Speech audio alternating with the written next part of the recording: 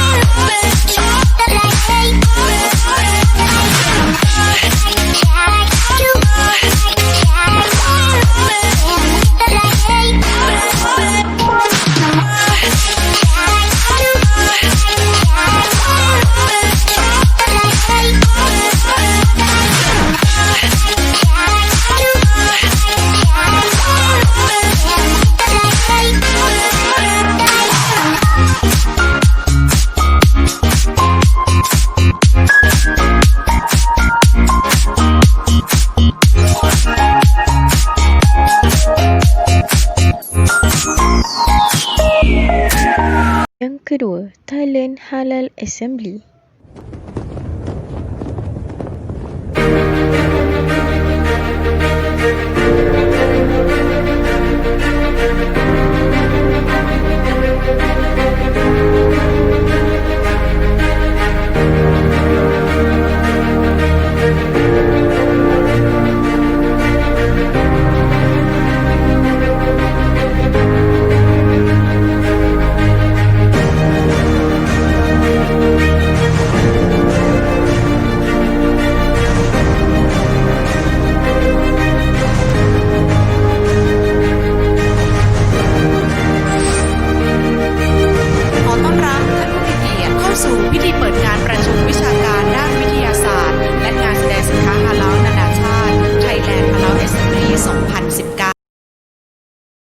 Yang terakhir ialah Halal Expo Japan.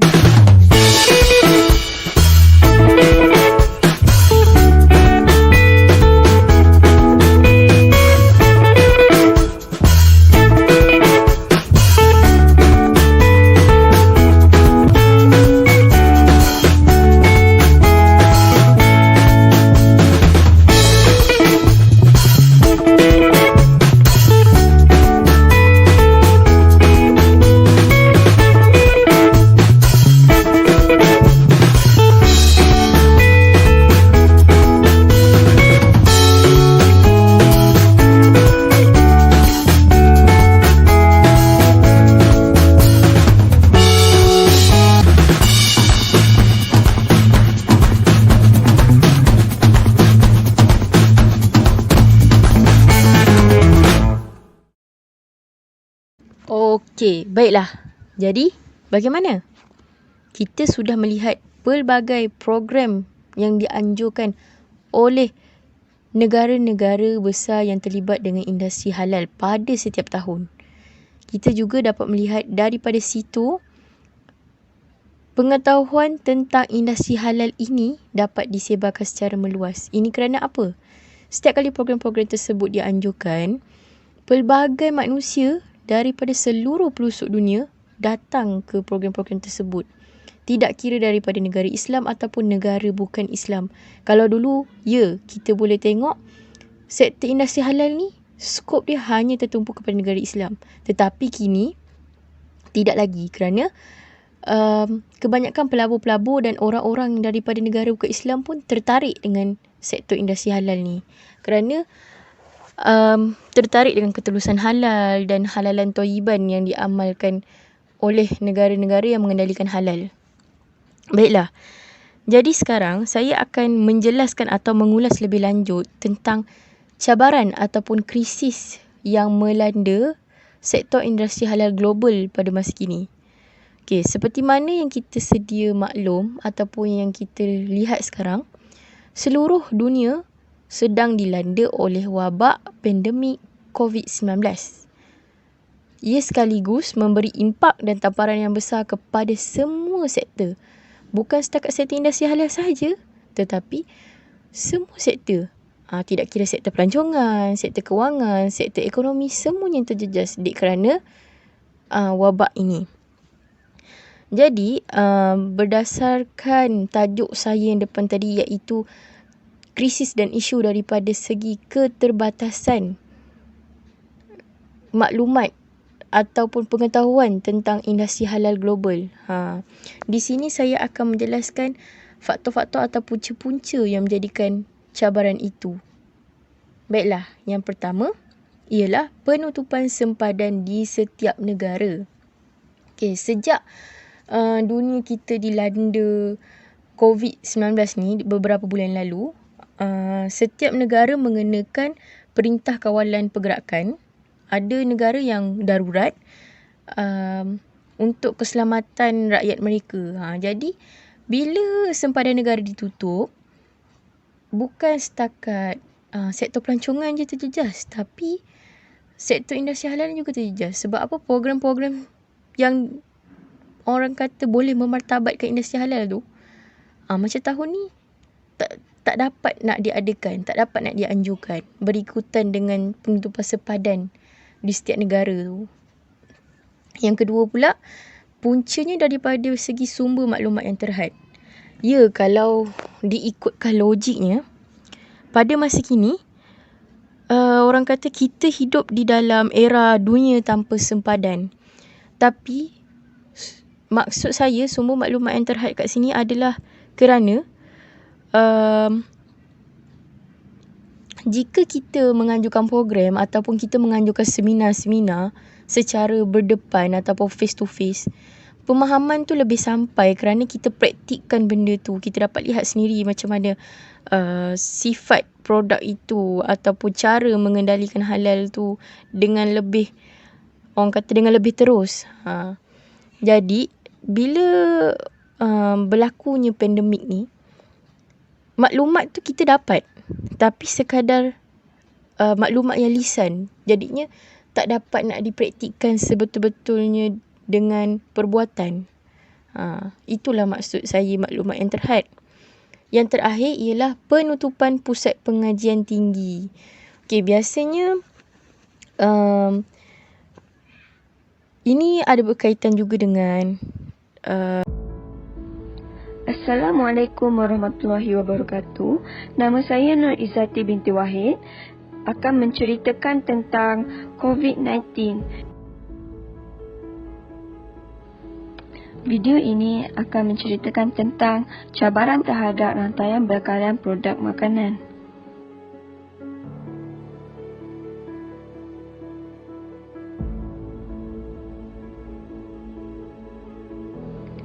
Krisis coronavirus telah memberi kesan buruk kepada ekonomi global dan mempengaruhi hampir semua sektor, termasuk rantaian bekalan makanan dan logistik. Di Malaysia, penutupan perniagaan dan perkhidmatan ketika Perintah Kawalan Pergerakan iaitu PKP pada bulan Mac telah banyak mempengaruhi bagaimana perniagaan beroperasi, termasuk bagaimana barang dan makanan dihantar ketika permintaan yang semakin meningkat.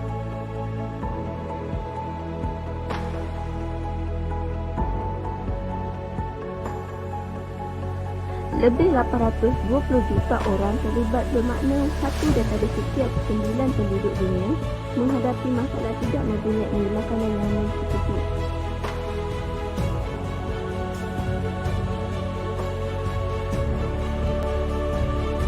Ekoran wabak ini dijangkakan lebih ramai lagi penduduk dunia tidak cukup makanan.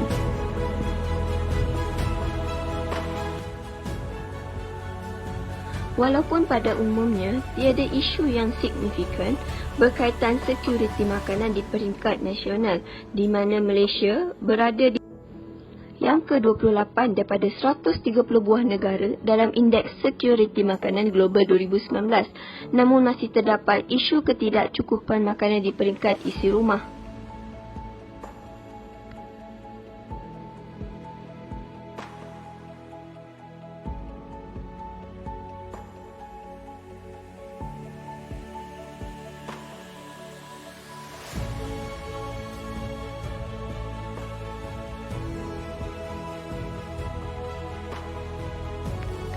Tetapi apa yang jelas adalah ia memberi kesan negatif pada rantaian bekalan makanan daripada pengeluar hingga ke pemproses, pemasar, pengangkut dan pengguna jika rantai bekalan tidak ditangani dengan baik.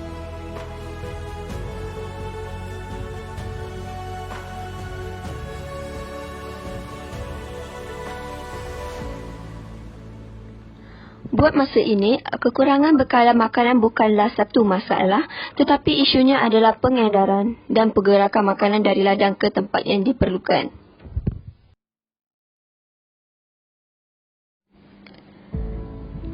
Kerajaan telah menggariskan beberapa strategi untuk mengatasi cabaran sedia ada untuk terus menguasai ekonomi halal dalam persekitaran digital yang semakin kompleks.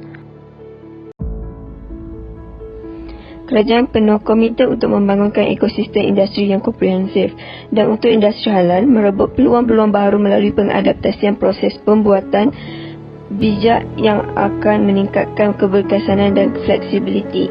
Penghasilan selain secara radical mengubah rantaian nilai serta model perniagaan sedia ada.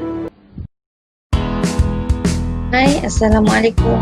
Nama saya Adina Natasha binti Abdul Rahman daripada kelas DPIH 6A. Pada kali ini, saya akan mengupas isu ataupun krisis yang telah saya kaji yang berlaku terhadap industri halal ketika wabak novel coronavirus ini mula melanda Malaysia.